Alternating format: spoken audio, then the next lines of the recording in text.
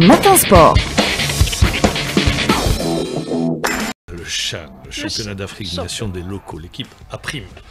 L'équipe A' qui a fait match nul hier. C'est ce qu'on retient. On retient juste la qualification.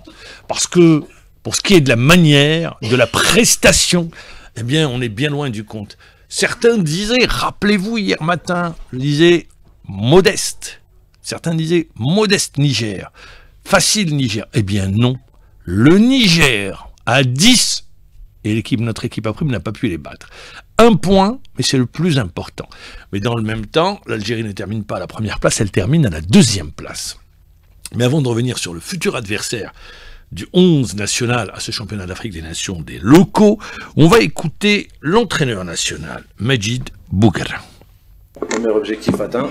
Voilà, content pour les joueurs parce qu'on revient de loin.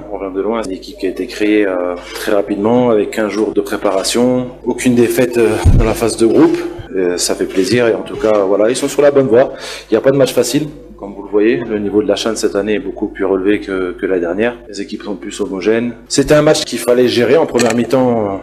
On va dire la première mi-temps était meilleure. On a eu plus de situations. On aurait pu tuer le match plus rapidement pour se mettre à l'abri. Et deuxième mi-temps, c'était plus de la gestion, de la prudence. Voilà, sachant que le Niger ne pressait pas et c'était très bien défensivement. L'essentiel est fait. Donc félicitations à nos joueurs et pour l'Algérie aussi. Félicitations à notre équipe nationale. Pour notre équipe nationale, est-ce qualifié, je dis, c'est tout ce qu'on retient. À part ça, on l'a vu. Au lieu de monter en puissance, eh bien, on sent que notre équipe nationale est en difficulté au fur et à mesure qu'on avance dans la compétition. On attendait une équipe nationale face à la Guinée, elle a fait match nul alors qu'elle était menée au score. On les attendait face au Niger, l'adversaire qui occupe la dernière place au classement. Et finalement, eh bien, cette équipe a dû se contenter d'un seul point alors qu'elle était en supériorité numérique, chose dont ne parle pas l'entraîneur national. Alors le futur, et je rappelle, dans le même groupe, l'Ouganda et l'Afrique du Sud ont fait match nul, 3 buts partout, c'est l'Ouganda qui termine à la première place. Futur adversaire de l'Algérie, ça sera le vainqueur du match d'aujourd'hui, disons le vainqueur, oui, ça jouera entre le vainqueur en cas de match nul, et si le Congo, ça se jouera à 3. Donc ça peut être le Soudan, le Sénégal, le Congo, tout dépend des résultats. Si le Soudan et le Sénégal font match nul et le Congo fait match nul, ça sera le Soudan, notre futur adversaire. Si c'est le Sénégal qui gagne, ça sera le Sénégal. Si les deux font match nul et le Congo gagne, eh bien ça sera le Congo qui sera qualifié et qui terminera à la deuxième place de ce groupe. Donc rien n'est encore fait, le quart de finale prévu les 22 et 23 août prochains. Mais je dis que l'équipe doit se reprendre parce que là on va commencer une nouvelle compétition dans ce championnat d'Afrique des Nations. Vous allez dire nouvelle, pourquoi? Parce que tout simplement vous étiez en phase de poule, c'était une sorte de mini-championnat, si vous voulez bien, et là on va passer à des matchs à élimination directe, plus relevés que le dernier CHAN qui s'est déroulé en Algérie. Je ne serais pas d'accord avec Majid Bouguerra. Non, c'est les joueurs locaux, quasiment, il y a un renouvellement de génération. Et d'ailleurs, quand on dit plus relevé, je vois que le Sénégal, vainqueur de la dernière édition, ne domine pas son groupe. C'est pour dire que aujourd'hui, eh bien, on est dans une Coupe d'Afrique des Nations, ou un championnat d'Afrique des Nations, avec différentes nations, des joueurs qui évoluent dans leur propre championnat, donc ça reste à peu près du même niveau. Le Mouloudia d'Oran, sans entraîneur, c'est pas une surprise, disons-le que le MCO est toujours traversé par des problèmes, et cette fois-ci, qui ne sont pas liés à la gestion du club. Comme dirait l'autre, c'est indépendant de notre bonne volonté. C'est Hubert Velud qui était arrivé et qui annonce qu'il part pour des raisons personnelles après seulement 3 jours de travail au niveau de la barre technique du Mouloudia d'Oran, et il le dit lui-même dans ce message qu'il a voulu transmettre aux dirigeants et aux supporters. Vraiment désolé, c'est des raisons personnelles qui me poussent à partir, je regrette vraiment ça, mais malheureusement dans la vie on ne maîtrise pas tout, des événements qu'on ne maîtrise pas, et que je suis obligé de partir. C'est avec beaucoup d'émotion que je suis obligé de quitter le MCO. Maintenant, je tiens à remercier son président, ses dirigeants qui m'ont très bien accueilli. Également, le staff technique et les joueurs qui, le peu de temps que je suis resté, ont fait un excellent travail avec une excellente mentalité. Dommage, on avait vraiment commencé un très bon travail. Maintenant, je suis le premier supporter de MCO. Je souhaite une grande saison au MCO. Je tiens à remercier également l'accueil des supporters qui a été très chaleureux. On ne sait pas ce que la vie nous réserve et peut-être qu'un jour, on pourrait peut-être revenir d'une manière ou d'une autre à Oran. En tout cas, ça me ferait un grand plaisir de revenir ici. Voilà donc concernant l'entraîneur du Mouloudia d'Oran, qui n'est plus l'entraîneur, l'ex-entraîneur. La direction du MCO a annoncé que le directeur sportif du club, Chérif Louazani, et l'entraîneur adjoint, Mouniel Lehbeb, assureront la supervision technique lors des 2 stages préparatoires. Je rappelle qu'on est à 3 jours du coup d'envoi du championnat, puisque le Mouloudia d'Oran ouvrira la saison ce jeudi. Ce jeudi plutôt à 18h, le stade Miloud Hatchi. Retenez bien. Si les choses ne vont pas, on va annoncer un retour au stade Zabana. Mais pour le moment, c'est Miloud Hatchi et le match se jouera à 18h contre Benakenoun. On va parler de basketball, parce qu'il faut rendre hommage au basket. On l'a fait sur les ondes d'Alger Chaîne 3, et on le dit, c'est le mérite revient également à la volonté des hommes. Pourquoi la volonté des hommes? Parce que certains, dans cette discipline, eh bien, il y a eu un moment où rien ne bougeait, rien ne se faisait, et puis la volonté des hommes a voulu, justement, que la situation évolue. Elle a évolué avec le titre arabe, et Bouzienne, l'entraîneur, qui est arrivé et qui a pris le taureau par les cornes en faisant appel à des joueurs évoluant à l'étranger et en se basant également sur des joueurs de notre championnat national qui restent faibles, faut pas se mentir, il y a eu ce titre arabe. Mais dans le même temps, je parlais du 3x3, le 3 contre 3. 3 contre 3, c'est le basket de rue, comme on l'appelle, c'est spectaculaire et les Algériens adorent ça.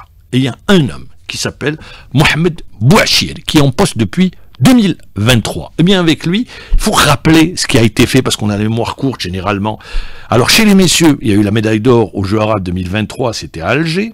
Il y a eu la médaille d'or aux Jeux Africains à Accra en 2024, vainqueur de la Ligue des Nations africaines en U23 en 2024 et 2025, médaille d'argent au championnat arabe U18, médaille de bronze championnat d'Afrique, médaille de bronze championnat d'Afrique des Jeux de plage, médaille de bronze pour les U18 en 2023, avec les dames médaille d'argent aux Jeux Arabes, et plus une qualif pour la Coupe du Monde 2024 en U23, on occupe la 11e place, on va terminer la 11e place mondiale.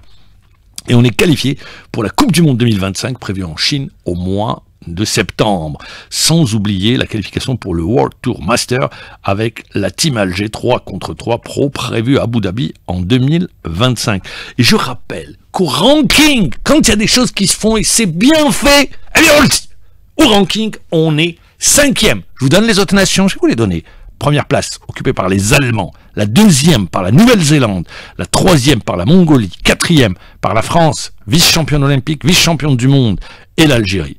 Et ce, depuis le 8 août dernier, où on a intégré le top 5 mondial. Et je le dis, c'est la volonté d'un homme qui a tout fait, qui a laissé, parce que rappelons, voilà, c'est ça, j'allais le dire, de profiter de la diaspora.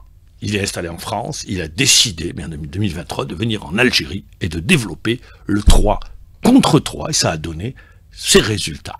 Reste maintenant la volonté politique, quand je dis politique, de la Fédération algérienne et du ministère des Sports.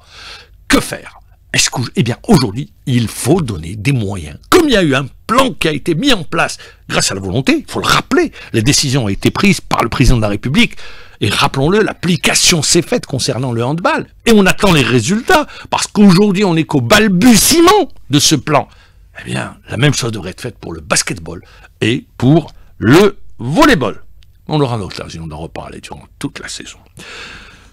En haltérophilie, un championnat d'Afrique cadet junior à Accra, la sélection nationale a bien entamé la compétition. 12 médailles, dont une en or, c'est Moussa Haroun. Une médaille d'or et 2 d'argent chez les 56 kg en cadet. Inès Idriss, 3 médailles de bronze dans la catégorie des 58 kg cadettes. Et Bouchra Saadi, 3 médailles de bronze chez les juniors dans la catégorie des 48 kg. Vous devez être déçus pour ceux qui adorent le tennis et qui ont veillé pour voir cette confrontation entre Alcaraz et Sinner. Eh bien, la confrontation s'est arrêtée au premier set, puisque Sinner a abandonné alors qu'il était mené 5-0. Il souffrait de douleurs à l'estomac, il a dû abandonner, il était en larmes, le numéro 1 mondial. Et rappelons qu'après la finale de Roland-Garros, ça avait été remporté par Alcaraz, Wimbledon enlevé par Sinner, les Master 1000 de Cincinnati offraient un nouveau duel alléchant. Sinner malade a annoncé l'arbitre qu'il a été contraint d'abandonner à 5-0. Et puis en Angleterre, Leeds, retour en première ligue pour Leeds United. Leeds, pour ceux qui ne s'en souviennent pas, les plus jeunes, peut-être pour ceux qui n'étaient pas nés, en 1975, Leeds United disputait une finale, à l'époque on l'appelait la Coupe d'Europe des clubs champions, c'était au Parc des Princes, où ils affrontaient, ils avaient un joueur qui s'appelait Billy Brimmer, qui était écossais, c'était une superbe équipe qui avait dominé le Bayern de Munich, mais au final c'était le Bayern qui avait gagné, le Bayern du regretté Franz Beckenbauer. C'était leur deuxième titre pour les Bavarois, et Leeds United avait été battu en finale. Leeds a connu une courbe depuis sinusoïdale, avec des hauts et des bas, et Leeds hier s'est imposé devant Everton sur penalty pour son retour en première ligue. On a joué également en Espagne. Elche et Betis Séville ont fait match nul, un but partout. Aujourd'hui, pour les fans du Real Madrid, eh bien, le Real Madrid affronte Osasuna. Voilà qui termine ce matin sport. Moi, je vous souhaite une bonne journée à l'écoute de nos programmes. Si vous ne le savez pas encore, je rappelle, l'équipe nationale à prime, qualifiée pour les quarts de finale, en espérant une bien meilleure prestation lors du prochain match. Et puis hier, hier j'ai oublié de le rappeler, il y a eu la réunion Ligue professionnelle, commissaire de match. Alors j'espère que les directives ont été données pour une application stricte, parce que on en a marre des commissaires de match qui n'attendent que la caméra de la télévision le jour du match, ils mettent le beau costume du dimanche et ils vont au stade et l'essentiel c'est de prendre la photo souvenir. Non, c'est une application stricte de la réglementation. Personne sur la main courante, contrôler les licences, faire en sorte surtout que les matchs débutent à l'heure, et non pour aller faire le beau le jour du match. Ouais, ça vous fait rire, mais c'est une réalité, triste réalité, malheureusement. Merci beaucoup. À demain matin, maman.